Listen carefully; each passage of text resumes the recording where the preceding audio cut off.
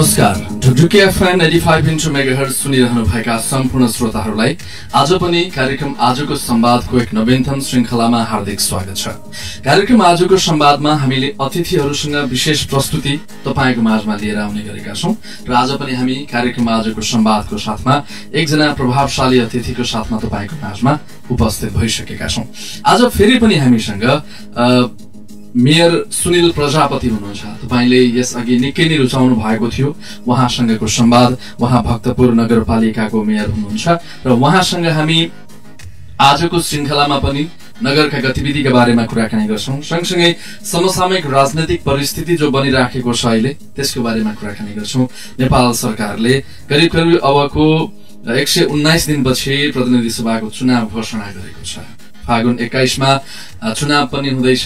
यसै सन्दर्भमा पनि तपाईहरुको पार्टी चुनावमा जान्छ कि जाँदैन भन्नेसम्म सामान्य चर्चा गरौँला भन्ने लागेको छ आजको कार्यक्रम आजको संवादमा। सबैभन्दा पहिला त आजको मेरो अतिथि कार्यक्रम आजको संवादका अतिथि आदरणीय सुनिल प्रजापति मेयर साहबलाई कार्यक्रममा हार्दिक स्वागत गर्न चाहन्छु। हस्, धन्यवाद। आराम हुनुहुन्छ मेयर साहब? ठिकै। मधेस झरिरहन थाल्नुभयो मेयर साहब। राजनीति गर्ने मान्छेहरू मधेस मात्रै होइन देशभरि नै जाने हो। हामी समय समयमा अरू जिल्लाहरू पनि जान्छौँ। मधेस पनि त्यही अनुसार आइराखेका छन्। शेड्युलमा पर्यो भन्नु न त्यसरी। हजुर, आजभोलि जुन खालको परिस्थिति देशमा बनिराखेको छ, म यतिखेर नगरमा मात्र केन्द्रित भएन, पहिला देशतिर जाउँ त्यसपछि नगरमा झरौँला भन्ने लागेको छ। कसरी हेर्नु भएको छ अहिले जुन देशमा जस्तो खालको परिस्थिति बनिराखेको छ, यसले तपाईलाई कसरी छोयो, कसरी छुन्छ? हामीलाई मात्रै होइन, देशको जटिल परिस्थितिले सम्पूर्ण नेपालीलाई छोएको छ। किनभने जुन भाद्र 23 र 24 गते जेनजी समूहका भनौं, जेनजी उमेरका मान्छे विद्यार्थी युवाहरूले आन्दोलन प्रदर्शन गरे। त्यसमा अप्रत्याशित भनौं धेरै मान्छेहरूको ज्यान गयो। सुरुकै दिनमै कमसे कम पनि 22 जनाको ज्यान गएको रेकर्ड आयो। त्यो गर्नुहुने थिएन। एजेन्जीहरूको माग भनेको त भ्रष्टाचारको अन्त्य, सुशासनको कुरा थियो। त्यो व्यवस्था नै परिवर्तन, संविधानै चेन्ज गर्ने भन्ने कुरा कहिले सुनेका पनि थिएन। तर त्यसको जुन भोलिपल्टको घटना घट्यो, अघिल्लो दिनै प्रधानमन्त्रीले राजीनामा दिएको भए सम्भवतः त्यो स्थितिमा देश पुग्ने थिएन। प्रधानमन्त्री केपी ओलीजीले अलिकति दम्ब देखाउनु हो, अब के गर्न सक्छन् भन्ने खालको जुन गृहमन्त्रीको मात्रै राजीनामा लिएर ठामठाम गर्न खोज्यो, त्यसैको परिणाम भोलिको दिन आएको जस्तो लाग्छ। किनभने 2 बजे निकै ढिलो भयो। 2 बजेसम्ममा मात्रै उहाँले राजीनामा दिएको हामीले सुन्यौं। जब उहाँको राजीनामा आयो त्यसबेला न सेनाले सुरक्षा गर्न सक्यो, न राष्ट्रपतिले, न प्रधानमन्त्रीले। सरकार विहीनताको स्थितिमा देशको खरबौं सम्पत्ति ध्वस्त भयो। सिलिन्डरबाट त्यही बेला जल्यो, सर्वोच्च अदालत त्यही बेला जल्यो। अख्तियारदेखि लिएर देशका नगरपालिकाहरू कमसेकम 70 वटा भन्दा बढी नगरपालिकाहरू जलेको हामीले पायौं। 100 वटा आंशिक क्षति भएको वडामा हेर्ने भने 100 छ। त्यो प्रशासनको कुरा गर्ने भने 500 वटा त प्रहरी चौकी, प्रहरी अनेक सरकारी कार्यालय जलेको भने सरकारी रेकर्डै छ। भन्नाले खरबौं रुपियाँ यसरी क्षति भयो। त्यो क्षतिको जिम्मेवार को हो भन्ने प्रश्न आउँछ। यसले जो सरकारमा बस्छ, सरकारको नेतृत्व गरिरहन्छ, आफैले गोली चलाउन आदेश दिएको होस् या नहोस्, राजनीतिमा त नैतिकता महत्त्वपूर्ण हुन्छ नि। नैतिकताको आधारले पनि राजीनामा दिनुपर्ने थियो, त्यो दिन हुँदा अहिले पछि पनि त्यही कुरा उठिरहेको छ। तपाईले भन्नुभएको व्यक्ति जो नेकपा एमालेको अध्यक्ष, त्यसो त अहिलेसम्म पनि उहाँले त्यो गल्ती स्वीकार गरिराख्नु भएको छ। त्यही दम्ब र त्यही कमण्डले नै हो देश क्षति पुगेको। राष्ट्रिय टेलिभिजनमा एउटा कार्यक्रममा उहाँले केही दिन अघि मात्रै, 2 दिन अगाडि मात्रै बोल्नु भएको कुरा पनि मैले आदेश दिने होइन, हतियार मसँग थिएन, मेरो अन्दरमा हुने कुरा होइन भने जस्तो कुरा गर्नु उहाँले फेरि पनि। त्यो त अब नैतिकता नभएपछि जे बोल्दा पनि भयो। जस्तो उदाहरणको निम्ति हाम्रै देशको हिस्ट्री हेर्ने हो भने त त्यति बेला 31 सालमा त सिलिन्डर एउटै मात्रै जलेको थियो। कृष्णनिधि विष्टले राजीनामा गरेको होइन र किन दिनु पर्यो? राजीनामा आगो लगाउनु भने कृष्णनिधि विष्टले दिएको थियो र आदेश त दिएको थिएन। त्यसै गरिकन रङ्गशाला काण्डमा केशरबहादुर विष्टले राजीनामा गर्नु, त्यहाँ पानी पर्यो फुटबल खेलिरहँदाखेरि भागदौडमा त्यो खेलकुद मन्त्रीको के दोष थियो र? नैतिकता भने त्यो हो नि। त्यो इन्डियाकै कुरा गर्ने हो भने नेपाली राजनीतिमा पनि त्यतिको नैतिकता हुन्छ र नेताहरूमा हुनुपर्छ। यही भएर त देशले यस्तो दुर्भाग्य भोग्नु परेको नि, दुर्दशा भोग्नु परेको नि। राजनीति भनेको त नैतिक भनेको ठुलो बल हो नि, त्यो शक्ति हो नि। त्यो नैतिक शक्ति नभइसकेपछि भौतिक शक्ति के हुन्छ भन्ने कुरा हामीले देखिसकेको छौँ। नत्र भौतिक शक्ति भनेको के हो भन्दा 2 दिन अगाडिसम्म एमालेका अध्यक्षज्यूले आफ्नो पार्टीमा मेरो कार्यकर्ता सक्रिय कार्यकर्ता 6,63,000 छन् भनेर भन्नुभएको होइन र। अनि आफ्नै पार्टी कार्यालय आफ्नै नेता साराका सारा नेताहरूको घर जलाउँदा ती 6,63,000 कहाँ भयो? भौतिक बल त्यो हो हेर्नुहोस् है। त्यसै गरिकन शेरबहादुर देवाललाई त लछार पछार गर्यो, उठ्बिदै भयो। तर पनि त्यत्रो लाखौं लाख कार्यकर्ताहरू कहाँ रे? हो त्यो हो भौतिक बल। नैतिकता भएको व्यक्ति भए एकजना भए पनि उठ्छ क्या। हामी छौँ, मर्छ।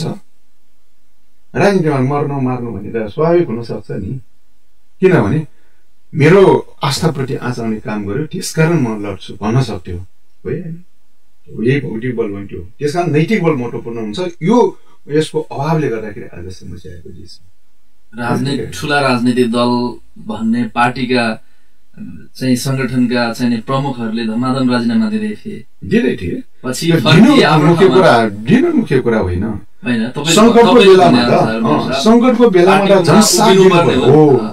संकटको बेलामा उभिनु पर्ने ठाउँमा भाग्छन्। त्यस्तो राम्रो कार्यकर्ता हुन्छ त्यो पद पाए मात्रै बस्ने, पैसा पाए मात्रै बस्ने जस्तो लोभी पापी भएन र प्रमाणित भयो नि त। कोही गाविस अध्यक्षले राजीनामा गरेको कुरा हुन्छ, कोही मेयरले राजीनामा, उपमेयरले राजीनामा गरेको। के गजब छ। त्यही पार्टीका त्यहीकोलाई त्यो टिकट लिएर उठेर जितेका मान्छेहरू आउँछ नि। राजनीतिमा त्यस्तो उठल पुठल हुँदैन, हुन्छ। राजनीतिमा इन्जिनियरले नक्सा कोर्या जस्तै कोरेर त्यो नक्सा अनुसार घर बनाए जस्तै बन्यो हो र। इन्जिनियरले बनाए जस्तै अगाडि बढ्ने हो नि राजनीति भनेर। राजनीति भनेको समुद्रको छाल जस्तै हुन्छ, कहिले माथि जान्छ, कहिले तल जान्छ, कहिले शान्त हुन्छ। हो त्यो राजनीति नबुझेका मान्छेहरू त्यस्तो गर्छ। हामी देख्यौँ जो पार्टीलाई राजनीतिमा हुल्दाखेरि परिणाम हामीले भोग्यौँ नि।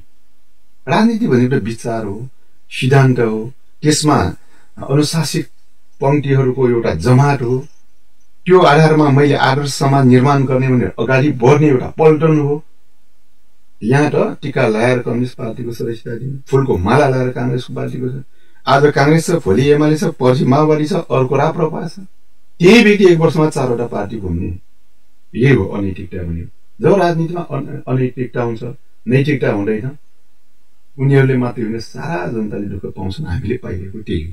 अब जनताले पनि बुझेका छैन यो कुरा। ठुल्ठुला पार्टीहरू भनेको त संख्या होइन नि, त्यो नैतिकतामा ठुलो हुनुपर्छ, त्यो आचार संहितामा ठुलो हुनुपर्छ। त्यसले एउटा परिवर्तन ल्याउनको निम्ति जनतालाई शिक्षित पार्नु पर्थ्यो। त्यो केही पनि गरेन, खालि हाम्रो पार्टी जित्यो भने यस्तो गर्छौँ आश्वासन, ल गरिदिए त्यो पनि हुन्थ्यो।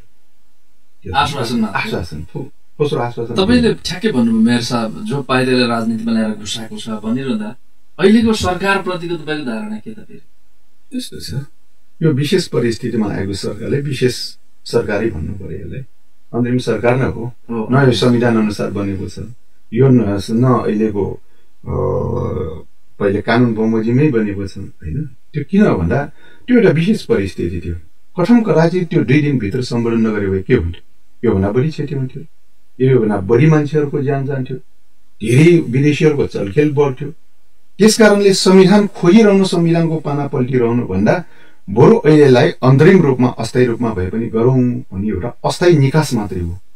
अब एक ठाउँबाट ल्याउनु पर्छ फेरि, किनभने अहिलेको संविधानले न अहिलेको प्रधानमन्त्री सुशीला कार्कीजीलाई प्रधानमन्त्री बन्ने ठाउँ छ, उहाँलाई त 2-3वटा कुराले रोकेको छ नि। जस्तो उहाँ संविधान यो प्रतिनिधि सभाको सदस्य हुनुहुन्न, त्यसैले पनि रोकेको छ। सर्वोच्च अदालतको न्यायाधीश हुनुहुन्छ, त्यसैले पनि रोकेको छ। उहाँ आफैले पनि आइन्दा यस्तो सर्वोच्च अदालतका न्यायाधीशलाई प्रधानमन्त्री नबनाउनु भने आदेश गर्नुभएको, त्यसैले पनि रोकेको छ। त्यो कुरा होइन क्या। मुख्य कुरा के हो भने कठम कराची त्यो अवस्थामा नयाँ सरकार गठन गरेन भने समस्या आउँछ। त्यसकारण काङ्ग्रेस, एमाले, माओवादी, एकीकृत समाजवादी त्यस बेलाको भनौँ, अब त हिजोबाट छैन भन्न पनि भयो होइन, एकीकृत उहाँहरूको संयुक्त सहमतिमा गरेको भन्ने कुरा अहिले नेताजीहरूको भाषण, नेताजीहरूले लेखिरहेको कुराहरूबाट हामीले बुझ्यौँ नि। त्यहाँ सहमतिमा आएको सरकार, यसलाई अब 6 महिना हो, अब त 119 दिन 20 दिन कति बाँकी छ चुनावको, त्यसपछि त छोड्नुपर्छ।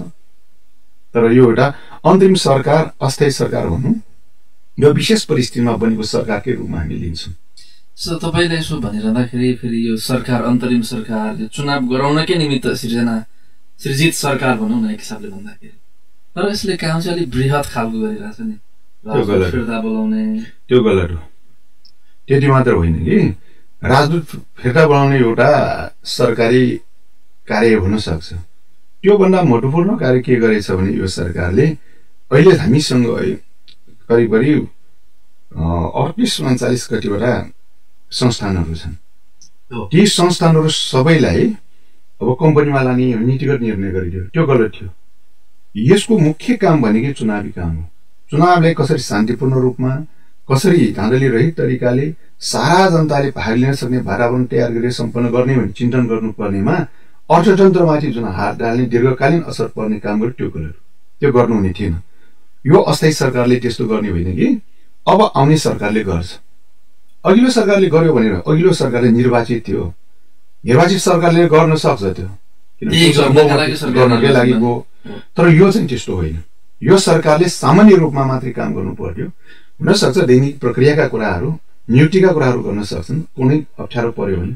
तर दीर्घकालीन, देशलाई नै दीर्घकालीन असर पर्ने, जस्तो अहिले 28वटा जति संस्थानहरूले नाफामा चलेको भनेछ, 34वटा मध्ये अरू घाटामा भनेछ। अब सम्पूर्ण नै निजीकरण भनिसकेपछि किन त्यस्तो गर्यो होला भन्दा यो सरकारले विश्व बैंकबाट ऋण लिने, त्यसपछि एसियाली विकास बैंक, अन्तर्राष्ट्रिय मुद्रा कोष, IMF, उनीहरूको सर्त हुन्छ, तिमीहरूलाई यदि हामीले ऋण दिने हो भने तिमीहरूले हाम्रो कल कारखाना निजीकरण गर्नुपर्छ, संस्थान निजीकरण गर्नुपर्छ। जसले निजीकरण गर्दैन उसलाई ऋण पनि दिँदैन। त्यसकारण यसभन्दा अगाडि 2050 सालदेखि नै नेपाली कांग्रेसको सरकारले सुरु गरेको हो। 46 साल पछाडिको सरकारले भनौँ न, त्यस बेलादेखि नै चीन, सोभियत संघ लगायतका समाजवादी देशहरूले नेपाल र नेपाली जनताको सुखी र समृद्धिको लागि भनौँ हैन स्थापना गरिदिएका राज्यको स्वामित्वमा रहेका कल कारखानाहरू बिस्तारै निजीकरण गर्दै लग्यो। त्यो त रामशरण महत अर्थमन्त्री हुँदादेखि सुरु भएको हो नि।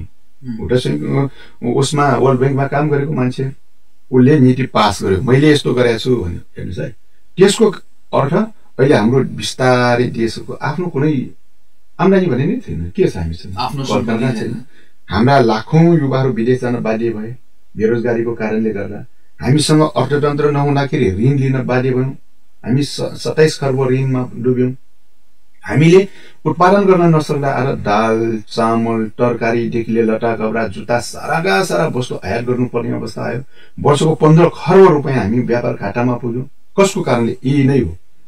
पुँजीवादी अर्थशास्त्री, हामी अर्थशास्त्री हौं भनेर घमण्ड गर्नेहरू, देशलाई डुबाउनेहरूको कारणले गर्दा यस्तो स्थिति आएको छ भने यसलाई निरन्तरता दिने काम पनि अहिलेको सुशीला कार्कीले गर्यो। यो गलत हो।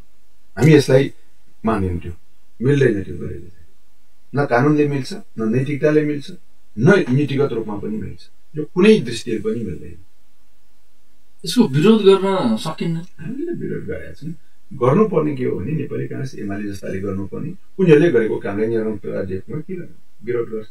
हाम्रो स्वर पुग्दैन। उनीहरूले त्यही गरिरहेका छ। त्यसलाई निरन्तरता मैले भने नि, कांग्रेस एमाले माओवादीले जुन खालको निरन्तरता गर्यो नि, त्यही काम। जस्तो हस्पिटलहरू, सरकारी अस्पताल सबै राम्रो गरिदिएको भए के जनताले हजारौं लाखौं पैसा तिरेर उपचार गर्नु पर्थ्यो? जनतालाई निजी अस्पतालमा जानुपर्छ राम्रो उपचारको निम्ति। सरकारले राम्रो स्कुल, राम्रो कलेज, युनिभर्सिटी बनाइदिएको भए हजारौं लाखौं तिरेर हामी प्राइभेट स्कुल, कलेज, युनिभर्सिटीमा पढ्न जानु पर्थ्यो? पर्दैन नि। उनीहरूले के गर्यो? स्कुल पनि हाम्रो जिम्मामा होइन, निजी स्कुल खोल भने। 46 सालदेखि अहिलेसम्म एउटा नयाँ स्कुल खोलेको छ सरकारी? छैन। एउटा नयाँ कलेज हो, बन्द हुँदैछन्। अहिले 100 जना भन्दा कम विद्यार्थी भएको पनि 15,000 भन्दा बढी विद्यार्थी स्कुलहरू छन्। त्यो 1-2 वर्षपछि कति बन्द हुन्छ? अहिले 100 जना भन्दा कम मात्र विद्यार्थी भएको कलेजहरू पनि छ, 504 वटा छ। याद गर्नुभएको छ? अब त्यो 504 वटा अब बन्द हुँदैछ। सेम लेभलका क्वालिटीका बोर्डिङ स्कुलमा विद्यार्थी राख्ने ठाउँ छैन। तर सरकारी स्कुल धमाधम बन्द हुन्छ। यो पुँजीवाद भने, पुँजीवाद भनेको पैसा हुनेहरूले सबै कब्जा गर्ने। स्वास्थ्य उपचार, बिमा, शिक्षा, सम्पूर्ण कब्जा गरिसकेपछि अनि जनताले दुःख पाउने बाहेक अर्को हुँदैन। त्यसैको विरोधमा त हामी लागिरहेका छौँ। यो गलत हो। यो समाजवादी विचारले मात्रै यसको समाधान दिन्छ भने हामी लागिरहेका छौँ। र समाजवादी विचार लाग्ने भनेर गएकाहरू एमाले पनि त्यही भन्छ, माओवादी पनि त्यही भन्छ। फेरि काङ्ग्रेसको नीतिले मात्रै निरन्तरता दिन अझ त्यसलाई बलियो बनाउने काम गर्यो पुँजीवादलाई। त्यसको हामीले आलोचना गरिरहेका छौँ। समाजवादी नामै पार्टीको नाममै जोडेर चाहिँ राजनीति गर्ने पार्टी त विलय भएको अर्को कुनै पार्टी छैन। त्यो त माओवादी नाम भएकाहरू पनि विलय भएर गयो। त्यो नामले होइन कि। त्यसमा एउटा भने एउटा चलन छ नि, रातो लुगा लगाउनेमा कोही क्रान्तिकारी हुँदैन, गेरु वस्त्र लगाउनै मात्रै हो, कोही जोगी त हुँदैन, साह्रो हुँदैन नि। उसको विचार हुनुपर्छ, उसको व्यवहार हुनुपर्छ, आचरणले त्यो हुनुपर्छ। जसोसुकै लुगा लगाएको होस् न, त्यसको आचरण यदि शुद्ध छ, त्यसको व्यवहार यदि राम्रो छ भने त्यही हो नि साधु ज्ञानी भने त्यही होइन। अनि गेरु वस्त्र लगाउने, अर्को कुखुरा चोरेर हेर्ने, अरुवा चोरेर हेर्ने, पैसा चोरेर हेर्ने हो भने यस्तै खालको राजनीति अहिले देखेका छौँ हामी। समाजवादी हौँ भन्छ, सारा मान्छेले निजीकरणतिर ढकेलिराखेको। अब चाहिँ के हुन्छ कि मेरो सबैले हेरिराखेको, अब फागुन 21मा चुनाव छ होइन। अब चुनावमा विभिन्न व्यक्तित्व जुन देशले आश गरेका भन्ने खालका केही व्यक्तित्वहरू पार्टी खोल्दै दल खोल्दै राजनीतिमा आउने भनेका छन्। कोही अब दल नखोल्ने स्टाटसकै भरमा चाहिँ चर्चामा छन्। उनैका कारण चाहिँ देशमा यो उथलपुथल भयो भन्ने खालको आरोप अहिलेका ठुला राजनैतिक दलले लगाउँछन्। यसरी हेर्दाखेरि अब कतातिर धकेलिन्छ देश भन्ने लाग्छ तपाईँलाई? कतिले चाहिँ विदेशी शक्तिहरूको चलखेल, अब विदेशले देश चलाउँछ कि भन्ने पनि शङ्का गर्छन्। यो बिचमा मेरो सबलाई चाहिँ के लाग्छ? देश थप जटिलतातिर पठाउनु हुँदैन भन्ने लाग्छ। चुनाव घोषणा भइसकेको हुँदा दुःखीको मितिमा चुनाव भयो भने जति बिग्रियो सफा नै ठाउँ हुन्छ, बिग्रिन पाउँदैन अथवा धेरै हदसम्म हामी सफा पार्न सक्छौँ। तर चुनाव भएन भने अहिलेको सरकार आफै पनि संविधान बाहिरबाट आएको सरकार हो, त्यो सबैले स्वीकार गरेकै सरकार हो, म्यान्डेट भनेकै हो। जब यो फागुन 21 चुनाव हुँदैन, फागुन 22 स्थिति गम्भीर हुन्छ चुनाव भएन भने है। किनभने न यसलाई म्याद कसले थप्ने भन्ने हुन्छ, न अर्को बाहिरबाट सरकार बनाउन सक्छ। हिजो सरकार किन बनाउन सफल भयो भन्दा आन्दोलनको ताप थियो, मान्छेमा आक्रोश थियो, त्यत्रो मान्छे मरेको विषयमा हामीले केही न केही गर्नुपर्छ भन्ने एउटा सहानुभूति थियो। अब त्यो पनि रहँदैन। त्यस्तो बेलामा अर्को सरकार कसैले बनाइदियो भने त्यहाँ संसदमा के भन्छ, हाम्रो सर्वोच्च अदालतमा मुद्दा पर्न सक्छ, ठाउँ ठाउँमा अराजक घटनाहरू हुन सक्छन्। त्यसमा सम्हाल्ने हुँदैन। निर्वाचित गृहमन्त्रीलाई त नटेर्ने, मनोनितलाई अहिले आन्दोलनबाट आएकोलाई त कसैले नटेर्ने, अब खुसुको कसैले राखिदियो भने त्यसलाई टेर्छ? हुँदैन। हो, विदेशी चलखेल बढ्ने भनेको यस्तै समयमा हो। त्यसकारण अस्ति जुन 2 दिनको घटना घट्यो नि, त्यसमा 2 दिनको तयारी अकस्मात आएको त्यो हामी मान्न सक्दैनौँ। त्यो लामो तयारी पछि हुन्छ त्यस्तो कुराहरू भनेको। जस्तो उदाहरणको निम्ति अहिले यो 23 र 24 गते पनि, विशेष गरिकन 24 गतेको पनि यो 2 बजे पछाडि हो नि धेरै घटना घटेको भनेको। धेरै बालिकाहरू जलेको, धेरै प्रहरी चौकीहरू जलेको, धेरै सिलिन्डरवाला लगायतका थुप्रै सम्पदाहरू जलेको भने त्यो हो। त्यो 5-6 घण्टामा खालि काठमाडौँ उपत्यकामा मात्रै होइन, हो पुरै देशभरि खरानी जस्तै भयो नि, देशै जलिरहेको अवस्था आयो नि। त्यो भनेको निकै लामो तयारीका साथ हुन्छ यस्तो कुराहरू। जस्तो कि अमेरिकनहरू आउँछ भनेको अमेरिकी सेना ड्रेस लगाएर आउने होइन, उनीहरूको विचार आउँछ, उनीहरूको भिजन आउँछ, उनीहरूले भने अनुसार देश चल्ने अवस्थामा ल्याउँछ। भारतीयहरूले यस्तो गर्न खोज्छ भने भारतीय ड्रेस लगाएर टोटी लगाएर आउने होइन, उनीहरूले एउटा इसारामा देश चलाउन सक्छ या देश चलाइदिन्छ, स्थापित गर्न खोज्छ। त्यसकारण पहिले हाम्रो देशमा मात्रै होइन, अरू संसारका धेरै देशहरूमा त्यस्ता भएका छन्। उनीहरू विभिन्न अमेरिकनहरूले रङ्गीन क्रान्ति भनेर भनिन्छ यसले। जस्तो उनीहरूले के गर्यो भने सन् 2003मा उनीहरूले जर्जियामा पिङ्क रेभोल्युसन भनिदियो, त्यसलाई कैदी क्रान्ति भन्यो है। त्यसपछि उनीहरूले युक्रेनमा 2004मा आएर के भनिदियो भने अरेन्ज रेभोल्युसन भन्यो 4मा। 5मा आएर उनीहरूले किर्गिस्तानमा ट्युलिप क्रान्ति भनिदियो। त्यस्तै गरिकन फिलिपिन्समा एउटा पहिलो क्रान्ति येलो रेभोल्युसन भन्यो। संसारको 50वटा देशमा यसरी रङ्गीन क्रान्ति गरिसकेका छन्। कसले गर्यो कसरी गर्यो थाहा हुँदैन, एउटा रङ्गनको नाम दियो। बस यहाँ के नाम दियो भने हामी भ्रष्टाचार विरोधी आन्दोलन गर्ने र जेन जेट भनेर नाम दियो, जसलाई हामी जेन जी भन्छौँ। हाम्रो भाषामा त युवा पुस्ता हो नि त्यो। 13 देखि 28 वर्ष हुन्छ किशोर अवस्था युवा अवस्था भन्छौ नि त्यो राजनीति गर्ने बेला अब त्यो शब्द कहाँबाट ल्यायो भने त्यो शब्ददेखि आयो हेर्नुहोस् है शब्द नै अमेरिकनले प्रयोग गर्ने शब्द आयो नि हामी जेनजीवाला भन्छौँ कहिले सुनेको थियौँ र हामी त युवा भन्छौँ किशोर भन्छौँ 13-14 वर्षकालाई अब त्यही शब्दलाई जेनजी भन्ने शब्द कसले राख्यो भन्दा एनजिओ एनजिओ त्यसकारण एनजिओ एनजिओ भने यति खतरनाक हुन्छ विदेशीको पैसाबाट भन्दा उनले चाह्यो भने देश उथलपुथल गर्न सक्छ हामीले देख्यौँ त्यो त्यसकारण विभिन्न नाममा तपाईँले अमेरिकन युथ काउन्सिलको नाम सुन्नुभएको होला त्यहाँ 90,800 सदस्य भएको भन्ने कुरा आयो बालिन चुनाव भन्दा अगाडि मैले यति मत पाउँछु भन्नुको अर्थ अमेरिकन युथ काउन्सिलको सदस्यता 90,800 रहेछ त्यसकारण दाबी गर्न सक्यो भन्ने कुरा पनि सार्वजनिक भइसकेको छ अमेरिकी चेम्बर अफ कमर्स बनेको छ बारवटा फाउन्डेसन बनेको छ अर्को थुप्रै छ नि थुप्रै छ हो त्यस्ता संगठनहरूले हामी यस्तो गर्छौं भनेर खुलेर भन्दैन तर गर्ने काम यसरी आउँछ त्यसकारण एकै दिनको तयारी भन्ने कुरा होइन त्यसमा नेतृत्व गर्नेहरू हुन्छन् अहिलेको सरकार पनि सबै आइएनजिओ सदस्यहरूले भरिया छ भन्छन् त धेरै जस्तो अहिले नामै आइसकेका छन् सञ्चार मन्त्रीको नाम आएको होइन कानून मन्त्रीको नाम आएको होइन प्रधानमन्त्रीदेखि अन्य जति पनि आएका छन् प्रस्तावितहरूको समेत आएको छैन यसको मतलब हामी आफैले चाहिँ हाम्रै शक्तिमा केही गर्न नसक्ने रहेछौँ चलाउने त अहिलेसम्म अरूले नै चलाइराखेका छन् हाम्रो देशमा सरकार भन्दा पनि विदेशी शक्तिले बनाउने भन्ने खालको चर्चा त हुने गरेको थियो हाम्रो एउटा कमजोरी भनौँ दुर्भाग्य भनौँ त्यही नै हो हाम्रा शासक दलका नेताहरू जसको नामै लिनु पर्यो भने एमाले माओवादी कांग्रेसका साथीहरू उहाँहरूले हामी आफै गर्न सक्छौं भन्ने भावनाले कामै गर्नु भएन आजसम्म हरेक कुरा विदेशीको भरमा जाने हरेक कुराहरू विदेशीले भने अनुसार चल्ने त्यो स्थितिमा जानु हो जस्तो उदाहरणको निम्ति यहाँ मन्त्रीमण्डल चेन्ज भयो भने चेन्ज हुनुभन्दा अगाडि कहाँ जान्छन् भारतमै जान्छ दिल्लीमा छलफल गर्ने जान्छ यहाँ चेन्ज हुँदैछ भने यहाँको जनतालाई थाहा हुँदैन त्यहाँ भ्रमण जाने भन्छन् कुराकानीमा कोही बिरामी उपचार गर्ने भन्छन् कोही कुनै बाहनामा जान्छन् त्यही उपचार गरेर आउँछन् त्यो राजनैतिक उपचार आउँछ त्यसपछि यहाँको सरकार परिवर्तन हुन्छ कसले प्रधानमन्त्री बनाउने कसले राष्ट्रपति बनाउने निर्णय नै दिल्लीले गरिराखेको छ अप्रत्यक्षमा अब प्रत्यक्ष बनाउने समय आएको छ यो खतरा छ त्यसकारण हामी के भन्छौँ भने हामी अलि दुःख पाउँला र निर्धक्कका साथ काम गर्न सक्ने त वातावरण बनाउनु पर्यो हुँदा उनीहरूकै भरमा हाम्रा सारा पानी गएर बिहार हराभरा छ त्यहीबाट तरकारी किनेर खानुपर्ने अवस्थामा हामी सुक्खा छौँ त्यसको निम्ति हामीले एउटा नहर बनाइदिएको भए के हुन्थ्यो यी सबै तराई हराभरा भएर हामीले निर्यात गर्न सक्ने विषय होइन र कहिले सोचेको छ यो विषय खालि बाहिरलेबाट ल्याउनु त सजिलो छ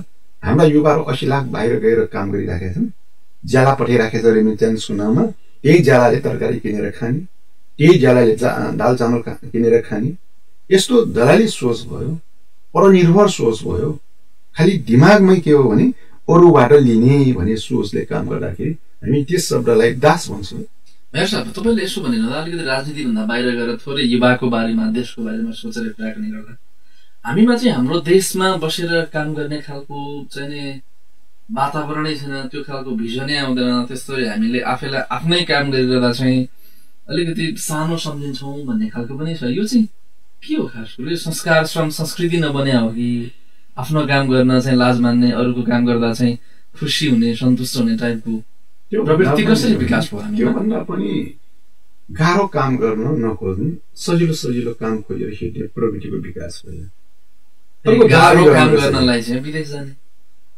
विदेशमा जाँदाखेरि गाह्रो काम पनि इज्जतदार जस्तो टोयलेट सफा गर्दाखेरि पनि हामी यहाँ केही खेतीमा काम गर्नु पर्यो भने किसानी गरियो भने खेल्न हामी आफै काम गर्न सक्छौँ भन्ने भावना भएन इन्जिनियरहरू बाहिर जान्छ इन्जिनियरिङ कामको निम्ति होइन अरू नै काम गरिरहेको हुन्छ यहाँका प्रोफेसरहरू बाहिर जान्छन् त्यहाँ गएर क्यान्टिनमा काम गरिरहेको हुन्छ रेस्टुरेन्टमा काम गरिरहेको हुन्छ यहाँ प्रोफेसर किनभने त्यहाँ डलर महँगो छ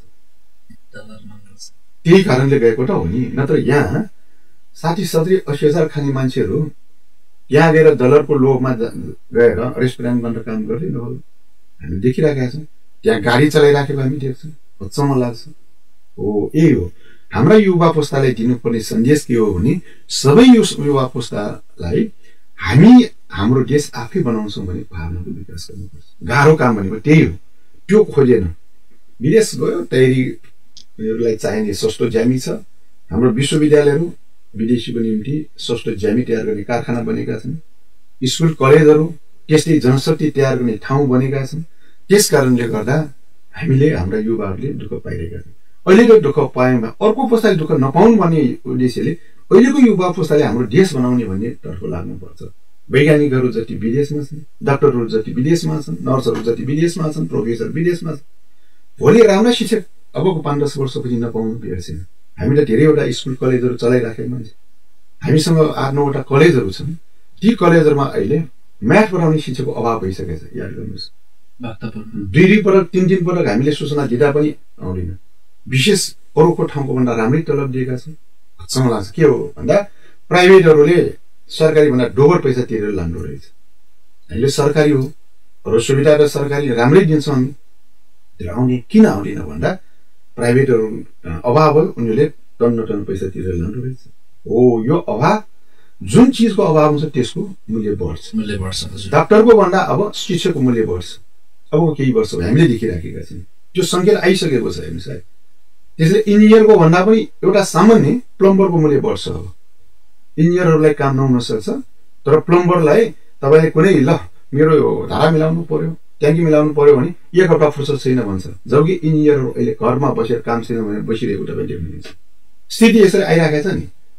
त्यस कारणले हामी के भन्छौँ भने आफ्नो ठाउँ आफै बनाऊ, देश आफै बनाऊ, त्यो आत्मनिर्भरताको सोचले अगाडि बढाउनु।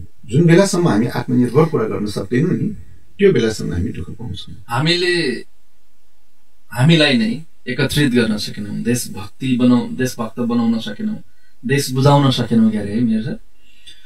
देश बुझाउनु चाहनेहरूले बुझाउन सक्दैन, बुझाउन चाहेन। जस्तो कि सरकारमा बस्नेहरूले त देश कसरी बनाउने भनी सिकाउनु पर्ने होइन। हरेक पालिकाहरू छन्। जस्तो छिमेकी देशकै कुरा गर्ने हो भने भारतमा हेर्ने भने देशको सवाल आयो भने उनीहरू मर्न मार्न तयार हुने अवस्था अहिले सिर्जना भएको जस्तो देखिन्छ। सबै परिवर्तन भए पनि उनीहरू अन्तर्राष्ट्रिय नीति परिवर्तन हुँदैन। भारतको हाम्रो के छ, सरकार आउने बित्तिकै सबै परिवर्तन गरिहाल्ने। अहिलेकै चाहिँ म्यान्डेटवाला सरकारको त त्यो खालको छ। त्यही हो, सबभन्दा कमजोर त्यही हो। विदेशीसँग भनेको त त्यसमा योग्य मान्छे पठाउनु पर्छ। विदेशीसँग सम्बन्ध राजदूत भनेको जो पार्टीलाई पठाउने होइन। काङ्ग्रेसमै योग्य छ भने काङ्ग्रेसकै पठाइदिनु, एमालेकै सरकारले। माओवादीको सरकार छ भने यदि एमालेसँग योग्य मान्छे छ भने त्यसलाई पठाउनु पर्छ। स्वतन्त्र छ भने त्यसलाई पठाउनु पर्छ। अर्को पार्टीको भन्ने बित्तिकै हामी फुटेको त्यसले गर्दाखेरि बिग्रियो नि। विद्वानलाई पठाउँदैन, देश बुझेकालाई पठाउँदैन, अन्तर्राष्ट्रिय विषयका ज्ञाताले पठाउँदैन, आफ्नो चोले मान्छेलाई पठाएपछिको परिणाम हो अहिलेको परिस्थिति। त्यसकारण जो मान्छे योग्य छ त्यो मान्छेले, अब तपाईँले भन्नु एकजना किसानलाई शिक्षक बनाइदियो भने के हुन्छ, एकजना डाक्टरलाई खेत खन्न पठायो भने के हुन्छ। उल्टा भएको, ठ्याक्कै उल्टो भएको छ नि। आफ्नो मान्छे हुनुपर्छ जो पनि ठिक, फेल भएकोलाई पनि पास गर्ने। आफ्नै छोरा डाक्टर छ, ल मेरो पेट चेर्नु भनेर यदि चोरेर पास गरेको डाक्टर छ भने तपाईँको छोरा डाक्टर भए पनि तपाईँले त्यो चिरफार गर्न मान्नुहुन्न। भरोसा गर्न सक्दैन नि। हो, त्यस्तो अयोग्य मान्छेहरूलाई मुख्य ठाउँमा राखेको परिणाम आज देशले भोग्नु परेको छ। ठुलो मूल्य चुकाउनु परेको, यसरी बुझ्नुपर्छ। यो अहिले जुन खालको परिस्थितिमा देश पुग्यो 23 र 24 गते हामी बिर्सन सक्दैनौँ होइन। यो इतिहासमै दर्ज रहने कुरा भयो। भक्तपुरमा कतिको असर पर्यो मेरो सर तपाईँको नगरपालिकामा? देशभरि असर परेपछि त्यसको हामीले असर परेन भन्नु हुँदैन। जिल्ला प्रशासन कार्यालयहरू, जिल्ला समन्वय समिति एउटै भवनमा भएको हुँदा त्यो जल्यो। त्यसदेखि बाहेक खासै त्यति क्षति भएन भनौँ न। सामान्य नगरमा भनौँ न, नगरको प्रभाव पर्ने हिसाबले त्यस्तो केही पनि भएन। तपाईँको हामीले यत्रो कुरा गऱ्यौँ, सुनिल प्रजापति चाहिँ कुन दलसँग आबद्ध भन्ने कति श्रोताहरूको चाहिँ चासो पनि रह्यो होला। राजनीतिक कुरा त राम्रो आयो होइन। नेमकिपा जुन चाहिँ अहिले मात्र होइन, पहिलेदेखि एकदमै राष्ट्रहितको कुरा गर्दैछ होइन। राष्ट्रलाई चाहिँ सर्वोपरि ठानेर चाहिँ राजनीति गरिराखेको एउटा पार्टी, तर कहिले पनि केन्द्रमा मुख्य चाहिँ ठाउँमा आउन सकेन। जसरी तपाईँले भनिरहनुहुन्छ, पटक पटक हामी ढुकढुकी स्टुडियोबाट संवाद गरिरहँदाखेरि देश यसरी बन्छ, यो लाइन हो भनिरहँदाखेरि कहिले पनि त्यो ठाउँमा पुग्न सकेन। अबको चुनावमा चाहिँ अलि माथि आउनु पर्यो, त्यो निर्णय गर्न सक्ने, बाटो देखाउन सक्ने ठाउँमा आउनु पर्यो। भनेर जनताले सोचे पनि होला हाम्रो यो संवाद सुनिरहँदाखेरि। त्यहाँ नपुर्याउने मेयर साहब पार्टीलाई यस्तो छ, यो देश बिग्रेकोमा खालि यो नेताहरूलाई मात्रै दोष दिएर पनि हुँदैन। पहिलो दोषी जनता हो नि। जनता होसम्म सिकाएको त नि नेताहरूले होइन, यसरी होइन। जनताले पहिले बुझ्नुपर्छ। जनताले भोज खाएर भोट नदिएमा आफ्नो कार्यक्रम आफ्नो छोराछोरीलाई जागिर पाउने भनी प्रलोभनमा भोट नदिएको खण्डमा डर धम्कीको अगाडि नझुकिकन निर्धक्कता साथ म राम्रो मान्छे नै छान्छु भनेर त्यस्ता राम्रो मान्छेहरू छानेको खण्डमा देश बन्छ। हेर्नुहोस् है, अब 365 दिनमा 364 दिनसम्म कांग्रेस यस्तो, एमाले यस्तो, फलाना नेता यस्तो भनेर गाली गलौज गर्दै बिताउने, भोट खसाल्ने बेलामा तिनै नेताहरूलाई जिताइसकेपछि परिणाम के हुन्छ? जो मान्छे बिखलाई तपाईले जतिसुकै तपाईले त्यसलाई प्रशोधन गर्नुहोस् न, त्यो अमृत बनाइसक्दैन। हुन्छ नि, परिवार भनेको त जतिसुकै तपाईँहरूले भने पनि हामीले भने पनि त्यो परिवारमा यस्ता विकृतिहरू स्वाभाविकमा आइरहने कुरा हो नि। त्यसकारण हाम्रो पार्टी नेपाल मजदुर किसान पार्टी समाजवादी विचारलाई अगाडि बढाउने पार्टी हो। हामीले चुनावको बेलामा पैसा खर्च गरेर लोभ लालच दिएर होइन, जनताले शिक्षित गरेर अगाडि बढ्ने हुने नीति लिएको छ। राजनीतिक अहिलेसम्म शिक्षित बनाउन सक्नु भएन भन्ने चाहिँ कुरा हो के? आशाको केन्द्र त बनेको छ नि। सारा जनता निराश त छैन नि। जस्तो सुकै आकाशमा त्यत्रो ठुलो संसारमा लाखौं करोड ताराहरू होला, तर जुनले प्रकाश दिइरहेको हुन्छ नि। अन्ध्यारो ठुलो कोठामा एउटा सानो चिमले प्रकाश दिइरहेको हुन्छ। नेपाल मजदुर किसान पार्टी भनिसकेपछि कसैले पनि अहिलेसम्म त्यस्तो कर्ण ठहरेको हामीलाई थाहा छैन। इमानदार पार्टी हो, फैलिन त्यो अपराध हो मेयर साहब। सधैँ इमानदार हो यो भनेर मात्रै चाहिँ जनताले पहिचान बनाइराख्ने। एक दिन जनताले बुझ्छन्, त्यो बिस्तारै बुझ्छन्। अहिलेको परिस्थितिमा त्यस्तो आउँछ मान्छे, ए यस्तो पनि रहेछ है भन्छ। यहाँ जनताले के भन्यो भने फलाना यस्तो छ, अर्कोलाई खराबको बीचको मात्रै छानेको कुरा गर्यो।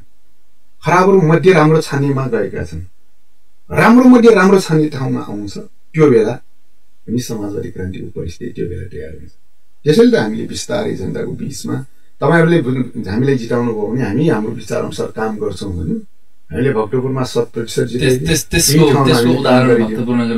हामीले गरिरहेको शिक्षामा होस्, स्वास्थ्यमा होस्, सरसफाइमा होस्, विकास निर्माणमा होस्, कुन हेर्ने सबै कुराहरू हामीले आफ्नो अरू ठाउँमा पनि जिताएको भए त्यही हुन्थ्यो। पश्चिममा केही ठाउँहरूमा पालिकाहरूमा जिताउनु भएको छ, त्यहाँ पनि त्यस्तै राम्रो काम भइरहेको छ नि। तर त्यो सत्ताहरूले पुरै हामीले नजितेको कारणले चाहेर पनि त्यहाँ गर्न सक्नु भएको साथीहरू। देश बनाउने पार्टी चाहिँ नेमकिपा मात्रै हो त? यो अहिलेको चाहिँ केही ज्वलन्त उदाहरण जस्तो भक्तपुर नगरपालिका त्यस्तो पनि होइन, सबैको साझा जिम्मेवारी हो। देश बनाउने जिम्मेवारी भनेको सारा जनताको साझा जिम्मेवारी बोक्ने आउँछ। जब जनताले धोका पाउँछ नि, धेरै पटक धोका पाइसकेपछि मान्छेले एक पटक, दुई पटक, तीन पटक धोका पाउँछ, बिस्तारै बुझ्छन्। बुझेर आएर त्यसपछि परिवर्तन गर्छन्। हिजो राजनीति भनेको के हो भने थाहा नपाएकाहरू आज च्यापसम्म बसेर नेताहरूलाई गाली गरिरहेका हुन्छ। त्यो सचेतता होइन। हिजो कुन पार्टी के हो भन्ने कुरा थाहा नभएका मान्छेहरू राजनीतिक बहस गरिरहेका हुन्छ। कांग्रेस एमाले जेसुकै होस्, त्यो सचेतता हो नि। त्यति ल्याउन त हामीले 40-50 वर्ष बितायौँ भने पुरै जनतालाई सचेत पार्नको निम्ति त लाग्छ, ऐतिहासिक युग लाग्न सक्छ।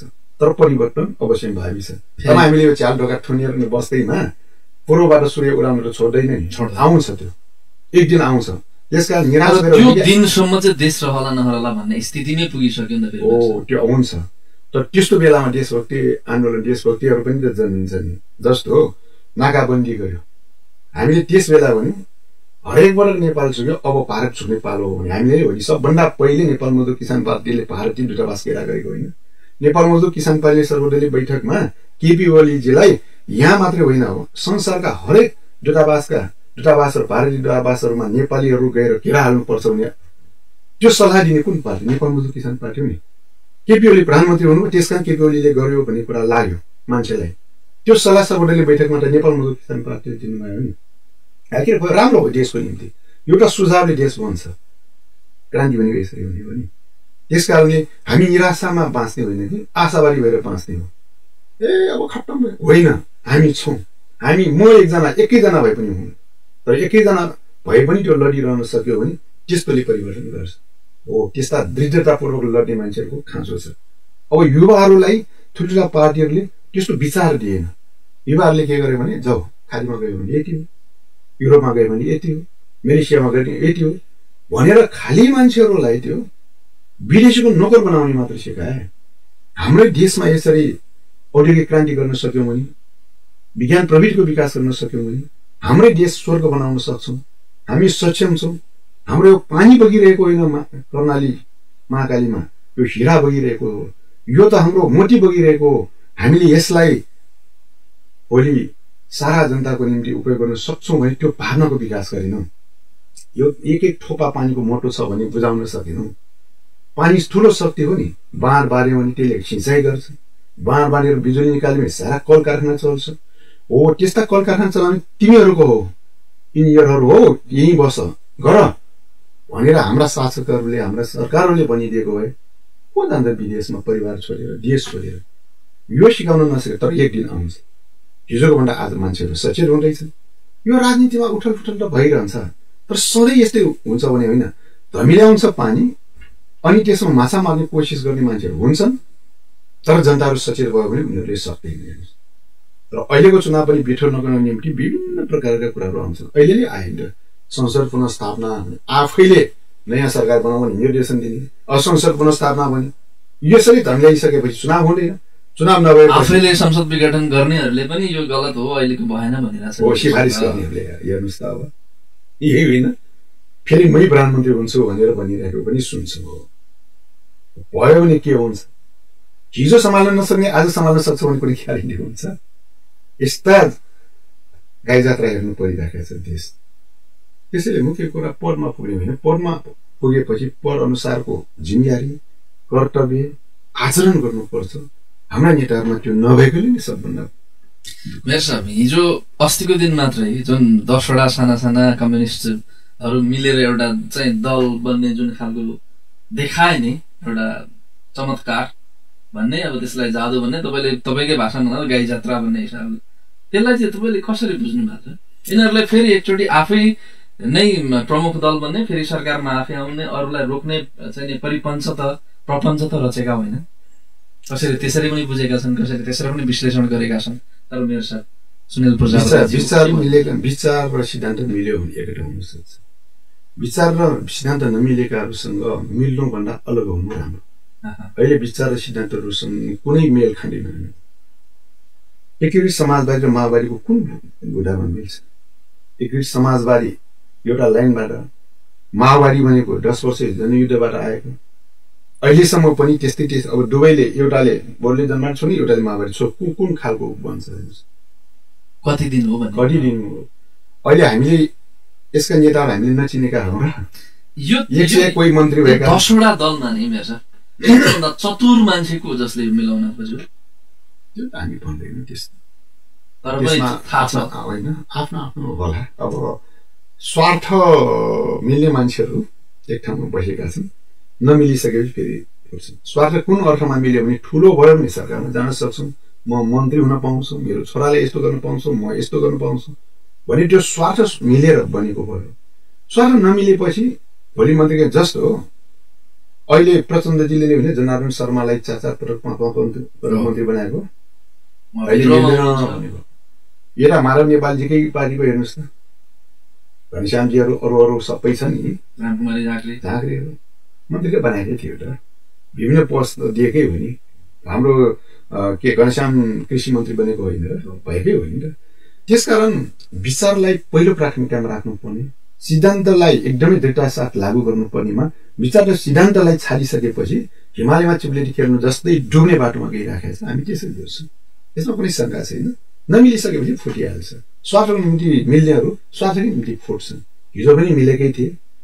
एमाले र माओवादी मिल्दाखेरि त झन्डै दुईटिए बहुमत थियो, किन मिल्न सकेन? स्वार्थ मिल्यो। प्रधानमन्त्री केपी ओली भने कि प्रचण्ड भने, अध्यक्ष फलाना हुने कि फलाना हुने, एउटै प्लेनमा 2टा पाइलट भने, आखिर के दुर्घटना भएन र? संसदीय मूल्य र मान्यता विपरीत काङ्ग्रेस एमालेको सरकार पनि देख्नु पर्यो। हामी त कडा आलोचक हौ नि। संसदीय परम्परा अनुसार यो हुँदै सक्दैन। बेलायती सिस्टमलाई अँगाल्ने हो भने प्रमुख प्रतिपक्ष सक्रिय एकदम सशक्त बलियो प्रतिपक्ष चाहिन्छ यो देशमा भन्दा हामी चलाउँछौँ भने काङ्ग्रेस एमाले मिल्यो दुईटाको पनि असफल भयो भने दुर्घटना आउँछ भयो कि भएन काङ्ग्रेस एमाले असफल भएको होइन र उनीहरूलाई त झन् कारागार गरेछन् त्यहाँ उनीहरूको घरै जलाइदिएछन् पार्टी कार्यालय नै जलाइदिएछन् भनेपछि यस्तो स्थितिमा किन पुग्यो भन्दा जनताहरू पक्षपात भ्रष्टाचार अन्याय महँगी बेरोजगारी समस्याले थला परेका छन् ती सबैको असन्तुष्टिको विस्फोटको रूपमा 23/24 गते आयो जुनसुकै बेला आउन सक्थ्यो त्यो मेरो साथ त्यो पदहरूमा चाहिँ के त्यस्तो चिज रहेछ जो छोड्न नसक्ने सच्चिन नखोज्ने जे छ त्यहीमा मात्रै त्यो एउटा बानी हो कि के हो जस्तो जेनजी आन्दोलन भयो होइन त्यसको परिवर्तन खोइ त्यसपछि पनि नेताहरू त्यही शक्तिमा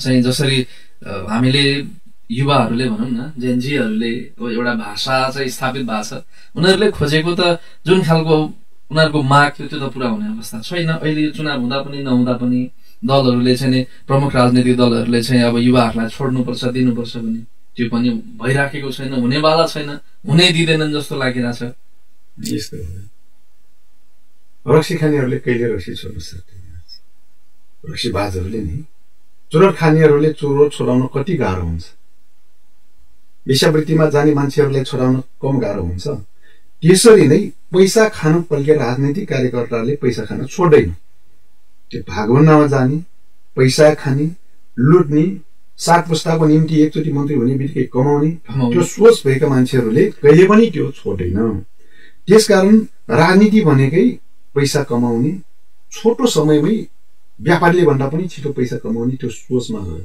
वास्तवमा राजनीति भनेको त इमानदारको देशको जनताको सेवा गर्ने हो नि त्यो गरेन त्यसकारण कोही अहिले हाम्रो राजनीतिका नेताहरू विशेष गरी कम्युनिस्ट पार्टीका नेताहरू के भन्छन् भने हामी जोगी बन्न राजनीति गरेको हो र भन्छन् जोगी बन्नकै निम्ति राजनीति गर्ने हो नि त्यसको अर्थ खाना त्यस्तै ढोकानामा बस्ने भने होइन चाणक्य के दरबारमा बसेर राजनीति गरे हो र त्यसपछि ऋषिमुनिहरू के राजनीतिकहरू होइनन् र त्यो ठुल्ठुला महाकाव्यहरू लेख्नेहरू त्यो त कुटीमै बसेर लेख्या हो नि भनेपछि राजनीति भनेको समाजसेवा हो भन्ने कुरा सन्देश दिनु पर्थ्यो राजनीतिमा आउने हो तिमीलाई यो पोस्ट दिन्छु त्यो पोस्ट दिन्छु राजनीति त पेशा र जागिर जस्तो भयो नि त गरिदियो वास्तवमा हामी संहिता आइसकेपछि हामीले धेरै अध्ययन गर्यौँ यो विषयमा कसरी हुन्छ भन्दा स्विजरल्यान्ड जस्तो देशमा हाम्रो त हामी 10 वर्षमा स्विजरल्यान्ड बनाइदिन्छु भन्छ नि हाम्रो नेताहरू त सरकारका नेताहरू त स्विजरल्यान्ड जम्मा 7 जना मन्त्री हुन्छ 7 जना राष्ट्रपति सहित राष्ट्रपति पालै पालो हुन्छ 1 वर्ष 7 जना कुनै सांसदले त्यहाँ मासिक भत्ता लिँदैन सबै स्वयंसेवा त्यसपछि त्यहाँ बैठक बसुन्जेल अधिवेशन चलुन्जेल खाना बस्न सरकारको बन्दोबस्त भत्ताको बन्दोबस्त आफ्नो पेसामा फर्किन्छ र काम गर्छ स्विजरल्यान्ड त्यतिकै बनेको त होइन नि हाम्रो $1200-1300 छ उनीको $70,000-80,000 छ पर क्यापिटा इन्कम प्रति व्यक्ति आएको कुरा गर्ने हो भने देश त हाम्रै जस्तो पहाडी देश किन त्यस्तो भयो अनि फेरि अर्को कुरा नि मेरो जस्तो अमेरिका अन्य विश्व शक्तिका अन्य राष्ट्रहरूमा चाहिँ मेयर राष्ट्रपति मतलब प्रधानमन्त्री भएर रिटायर भइसके पछाडि कार्यकाल सकेपछि सामान्य जनजीवनमा फर्किन सक्छन् काम गर्न सक्छन् उनीहरूको पनि सुरक्षाको डर हुँदैन त्यस्तो हुँदैन हाम्रा नेताहरूलाई चाहिँ किन असुरक्षाको डर त्यस्तो राजनीतिबाट तल झर्नै नहुने त्यो सिंहदरबार छोड्नै नहुने काठमाडौँबाट आफ्नो थलो फर्किनै नहुने डर हुने मलाई त जनताले कुटलान मार्लान जस्तो गर्ने सुरक्षा लिएर हिँड्नुपर्ने आफूले गरेको कर्मको फल आफैले थाहा हुन्छ नि मैले यस्तो कर्म गरेँ त्यसको फल मैले भोग्नु पर्छ भने सबैले थाहा भएकै कुरा हो जसले चोरी गर्छ कुनै पनि बेला म पक्राउनु पर्छ भने त उसले सामान्य रूपमा त बुझेका हुन्छ नि त्यसका ऊ चिन्तित हुन्छन् ऊ भागी हुन्छन् असुरक्षाको महसुस हुन्छ चैनसित सुत्न सक्दैन रक्सी खानु पर्ने हुन्छ त्यसैको कारण तुरन्तै ब्लड प्रेसर हाई हुन्छ नेताहरूको जीवन त त्यसै गरी सकिने भयो क्या देखिया छ नि परिणाम हामीले देखिराखेका छौँ होइन र 1-2 जनाको कुरा हो र हरेक जस्तो नेताहरू त्यही भन्छ नि यस्तो भयो चिन्ता किन लिनु पर्यो समाजको सेवामा जाने हो भने त एक्लै हिँड्न त कसले रोकेको छ अरू देशहरूमा साइकल चलाइदिन्छ नि मन्त्रीहरू हाम्रोमा त्यो छैन त्यसको अर्थ त्यो गर्नुपर्छ भन्ने पनि होइन त्यो सुविधाको मुख्य कुरा होइन मुख्य कुरा अनियमित रूपमा जसले कमाउँछ नि त्यो फागुन 21 को चुनावमा नेमकिपा नेपाल मजदुर किसान पार्टीले त यसको अस्थिर रूपमा देशलाई राख्नु हुँदैन, एउटा ठाउँमा ल्याउनु पर्छ। चुनाव घोषणा भइसकेको हुँदा चुनावलाई नै शान्तिपूर्ण तरिकाले सम्पन्न गरेर बाहिर गइरहेको त्यो संविधानलाई अझ लिकमा ल्याउने काम गर्नुपर्छ भन्ने नै हो। किनभने संविधान बाहिरबाट सरकार बनेको हामीले त्यस बेला पनि भन्यौँ, यो सरकारलाई पनि लम्ब्याउनु हुँदैन भन्ने लम्ब्याउनु हुँदैन। र यो तोकिएकै समय चुनाव भयो भने केही हदसम्म भए पनि हामी सच्याउन सक्छौँ, होइन भने अन्धारो सुरुङमा हाम्रो देश फस्ने डरलाग्दो स्थिति हामीले देखिरहेका छौँ। दृश्य त्यो छ, बडा खतरामा हामी जारी छौँ। त्यतातिर पठाउनै हुँदैन भने हामी मान्यता छ। अनि अब मेयर साहबको कार्यकाल पनि धेरै छैन, 2 वर्ष। यो परिस्थिति के हुन्छ? कति वर्ष मुख्य कुरा होइन, बसुन्जेल राम्रो काम। 1 घण्टा बाँकी रहेसम्म पनि हामी निरन्तर जनताको सेवामा लागिरहेको। अब के छ योजना भन्नु खोजेको? के बाँकी छन्? ठुल्ठुलो योजनाहरू छन्, बन्दैछन्।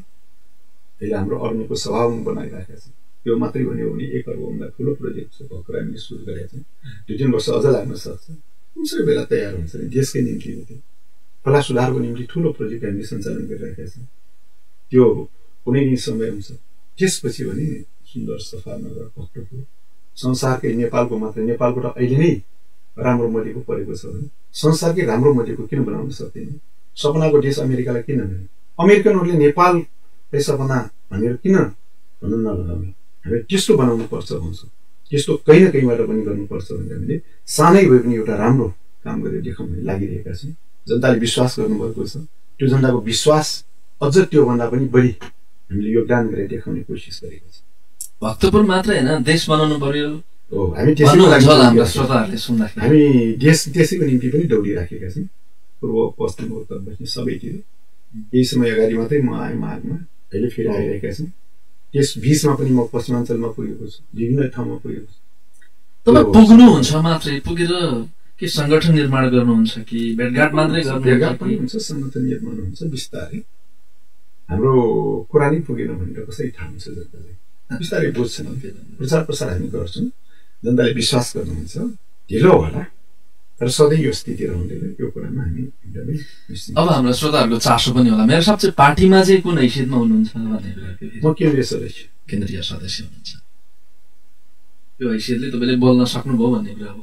सबै कुरा पार्टीको कुरा राख्न सक्नुभयो। नत्र कतिपय चाहिँ एउटा सामान्य कार्यकर्ताले कुरा गर्लान् तर जनताले पत्याइदिन फेरि भोपालले माओ पार्टीका अध्यक्षहरूले के गर्लान् भन्ने कुरा पनि हुन्छ। त्यस्तो होइन, हाम्रो तपाईँहरूको त पार्टीमा फेरि सबैको कुरा सुनवाई हुन्छ, सबैको कुरा लागु हुन्छ भन्ने पनि कुरा। मेन कुरा के हुन्छ भने पार्टी भनेको नेतृत्वले सधैँ विचार दिइराखेको हुन्छ। नेतृत्व त्यो अनुसार उसका फलोवर्सहरू भन्छौँ नि, हाम्रा अनुयायीहरू कार्यकर्ताहरू एउटै कुरा बोल्नु पर्यो।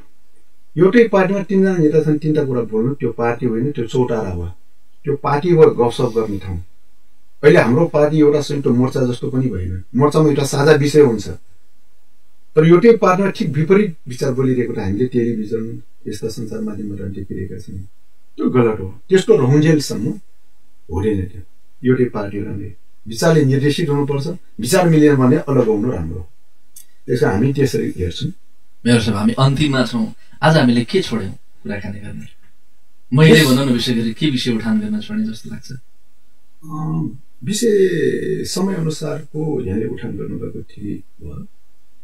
जस्तो कि यो तराई नै भएको हुँदा तराईको समस्या उठान गर्नु पाएको भए, तराईका जनताको समस्या समाधानका उपायहरू बारे पनि कुरा गर्न पाएको भए धेरै राम्रो हुन्थ्यो। समय अभावका कारण अर्को पालि फेरि गरौँला। त्यसरी समय एकदम आउँछु, म निरन्तर आइरहन्छु। समय जति छ त्यसभित्रमा तपाईँले जति उठाउनु भएको छ त्यति एकदमै राम्रो कुरा उठाउनु भएको छ। समसामयिक छ।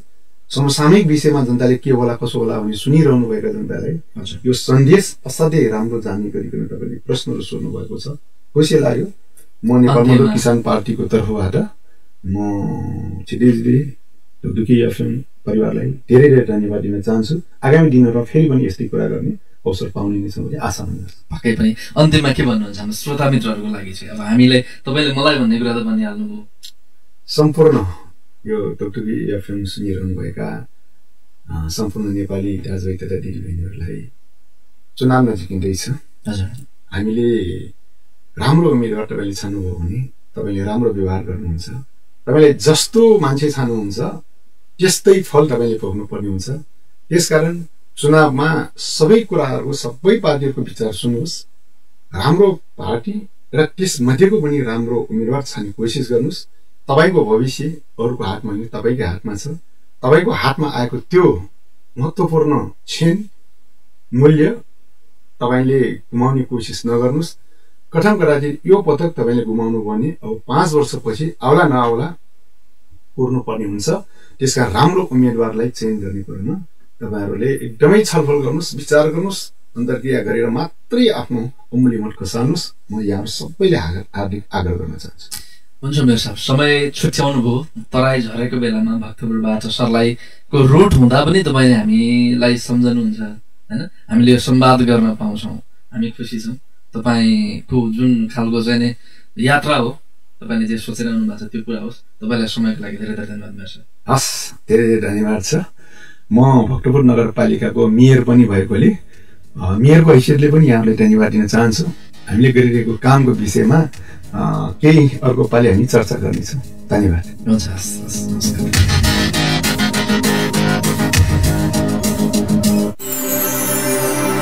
Coming up next. उज्यालो नेटवर्कबाट प्रसारित नेपाल खबर। सिप सिकाऊ आत्मनिर्भर बनाऊ भन्ने मूल नारा सहित सर्लाही जिल्लामै पहिलो पटक खुल्यो Akshara Montessori and multipurpose training centre Lalbandi.